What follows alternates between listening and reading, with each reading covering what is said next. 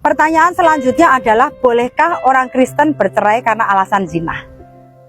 Ayat yang paling dipakai untuk menjadi alasan orang Kristen bercerai karena zina adalah Matius 5 ayat 32. Tetapi aku berkata kepadamu, setiap orang yang menceraikan istrinya kecuali karena zina, ia menjadikan istrinya berzina, dan siapa yang kawin dengan perempuan yang diceraikan, ia berbuat zina.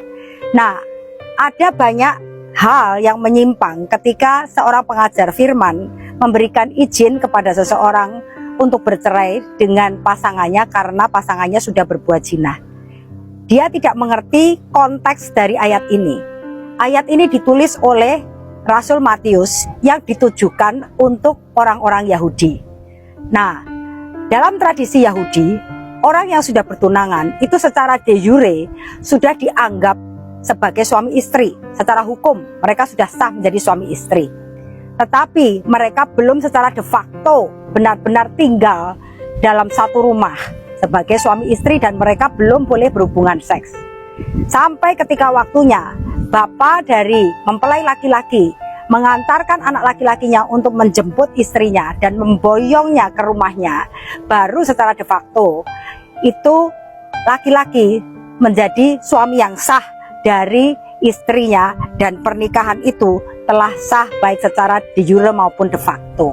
Nah, itulah yang tidak dipahami, dan kebenaran ini kita bisa lihat di dalam Matius 1 ayat 19 ketika Yusuf mau secara diam-diam menceraikan Maria tunangannya karena dia berpikir bahwa Maria itu sudah bersundal, sudah melakukan hubungan seks dengan laki-laki lain sehingga dia hamil di luar nikah.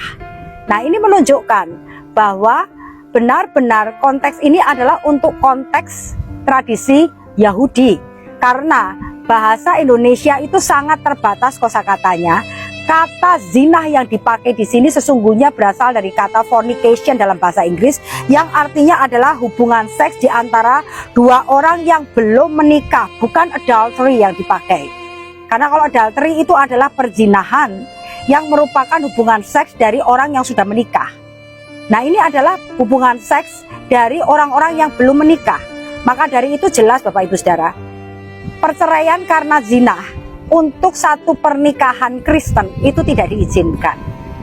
Karena itu adalah hal yang dibenci oleh Tuhan. Jadi mari kita pahami bahwa surat ini ditujukan untuk orang-orang Yahudi, bukan buat kita, orang-orang Kristen, berdasarkan tradisi Yahudi. Jadi kalau seandainya pasangan kita berzina, apa yang harus kita lakukan?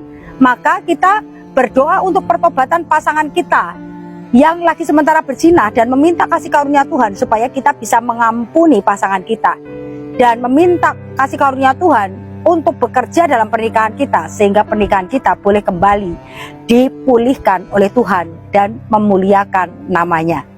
Tuhan Yesus memberkati.